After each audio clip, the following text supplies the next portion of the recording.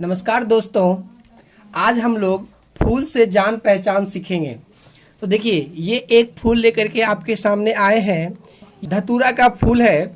धतूरा का फूल के बारे में आज हम लोग अध्ययन करेंगे और इस फूल से क्या क्या हम लोग सीखेंगे उसके बारे में जानने का प्रयास करेंगे। तो चलिए शुरुआत करते हैं। देखिए, ये जो ग्रीन कलर का भाग आप देख रहे हैं, इस भाग को हम लोग कहते हैं बाह्य दल। क्या कहते हैं? बाह्य दल। और यह जो बैठा हुआ है, इसको हम लोग कहते हैं पुष्पासन, जिसपे ये पुष्प टिका हुआ है। जब इस बाह्य दल को हम लोग काट देंगे तो हम लोग के पास एक ऐसा भाग प्राप्त होगा जो कि हम लोग देख सकते हैं। इस स्त्री केसर के चारों तरफ इस तरह का 5 भाग दिखेगा जो यहाँ पे इस तरह से अटैच रहता है। तो यहाँ पर आप गौर से देखिए, ये जो है हम लोगों का, ये हो जाएगा पुंकेसर। और ये जो पतला जो भाग दिख रहा है, ये जो पतला सा जो भाग दिख रहा है, इसको हम लोग कहते हैं तंतु। ठीक है। और ये परागकोश हो गया। ये जो आप लोग को दिख रहा होगा ऊपर में, ये क्या हो गया? परागकोश हो गया। और परागकोश में परागकण पाया जाता है। परागकण पाया जाता है। तो परागकोश को देख सकते हैं आप लोग ध्यान से। इसके ऊपर जब आप उंगली इस तरह से कीजिएगा तो इस पे कुछ मुलायम सा पदार्थ दिखेगा, कण कण टाइप का। वही क्या है? परागकण है। ये परागकण का मुख्य काम क्या होता है कि अगले पीढ़ी को बढ़ाना। तो देखिए, ये कैसे पीढ़ी को बढ़ाता है। तो अब चलिए, अब हम लोग स्त्री केसर के बारे में ध्यान से देखते हैं। यहाँ देखिए, स्त्री केसर का एक पिक्चर बना हुआ है और ये हम लोग एक स्त्री केसर निकाल करके रखे हैं। देखिए, यहाँ पर ये आप देख रहे हैं, ये पुष्पासन। तो यहाँ पे देखिए ब्राउन कलर का, जो ये ब्राउन कलर का दिख रहा है, ये है इसका पुष्पासन। उसके पुष्पासन के बाद देखिए अंडाशय। तो ये मोटा वाला भाग अंडाशय, मतलब ये उभड़ा हुआ भाग क्या कहलाएगा? अंडाशय कहलाएगा। ठीक है। ये उभड़ा हुआ भाग को अंडाशय का दिए। अंडाशय के बाद वर्तिकाग्र। तो यहाँ से यहाँ तक क्या हो गया? ये वर्तिकाग्र हो गया। और वर्तिकाग्र के सबसे ऊपरी भाग को क्या कहेंगे? वर्तिकाग्री। क्या कहेंगे? वर्तिकाग्री। तुम लोग ध्यान से सुन रहे हैं ना सब कोई? ये क्या कहलाएगा? वर्तिकाग्री। पर परागकण पड़ता है और यहाँ से ये परागकण यहाँ तक रासायनिक गति के द्वारा यहाँ अंडाशय तक पहुँचता है।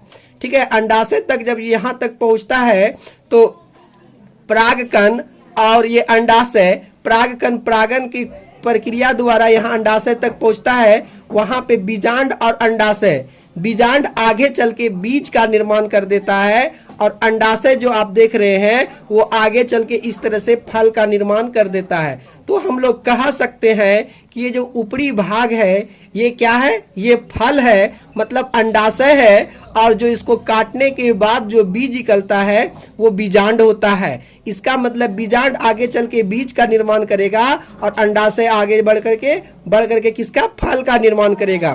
तो चलिए और आगे क्लास को आगे बढ़ाते हैं। देखते हैं कि बीज के बारे में कैसे पता करेंगे। देखिए, यहाँ पर एक इस तरह का फल लेते हैं और इस फल को अगर हम लोग क्या करते हैं, अगर इस तरह से काटते हैं तो इसमें बीज का जमावट दिखेगा हम लोगों को। बीज का जमावट किस तरह से होगा, चलिए देखते हैं। इसको पहले हम इस तरह से काटते हैं। देखिए, आपके सामने इसको काट रहे हैं। देखिए, इसको हम काटें तो काटने के बाद देखिए ये किस तरह से दिखेगा। देखिए, यहाँ पे ये बीज का बनावट देखिए, जो इस तरह से मिल रहा है ना, जो जैसा यहाँ दिख रहा है। तो यहाँ पर देखिए, ये जो बीज है, ये बीज भरा हुआ है इसमें। यहाँ ध्यान से देखिए। अब इसी को अब सीधा सीधा काटने के लिए बात कहा गया, तो इस तरह से भी काट के देखेंगे तो हम लोग को कुछ इस तरह से दिखेगा। देखिए, इस तरह से बनावट दिखेगा। तो हम लोग इस तरह से काट करके इसको देख सकते हैं। यहाँ तक जब हम करेंगे तो ये तभी संभव हो पाएगा जब हम इसको सही से काटेंगे, तो ये पिक्चर साफ साफ दिखेगा, अन्यथा नहीं दिखेगा। तो चलिए अब हम लोग आगे बढ़ते हैं।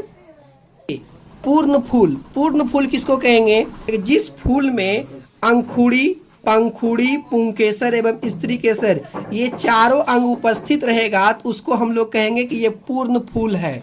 इसको हम लोग पूर्ण फूल कहेंगे।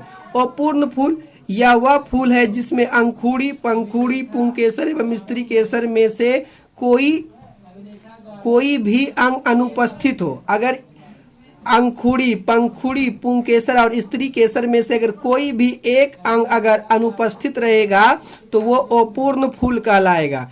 एक लिंगी फूल, ऐसे अपूर्ण फूल जिसमें पुंकेसर या स्त्री केसर में से केवल एक ही अंग उपस्थित हो, तो ये फूल दो प्रकार के होते हैं। तो एक लिंगी फूल में क्या होगा, अगर या तो उसमें पुंकेसर उपस्थित होगा या तो उसमें स्त्री केसर उपस्थित होगा, तो उसको हम लोग कहेंगे एक लिंगी फूल।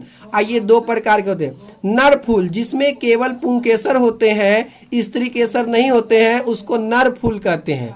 ठीक है। मादा फूल जिसमें केवल स्त्री केसर होता है, पुंकेसर नहीं होता है, उसको मादा फूल कहते हैं। द्विलिंगी फूल, ऐसा फूल जिसमें पुंकेसर और स्त्री केसर दोनों उपस्थित होता है, उसको द्विलिंगी फूल कहते हैं। जिन फूलों में स्त्री केसर और पुंकेसर दोनों नहीं होते हैं, उसे लिंगी फूल कहते हैं। चलिए अब इसका ऑब्जेक्टिव क्वेश्चन देखते हैं।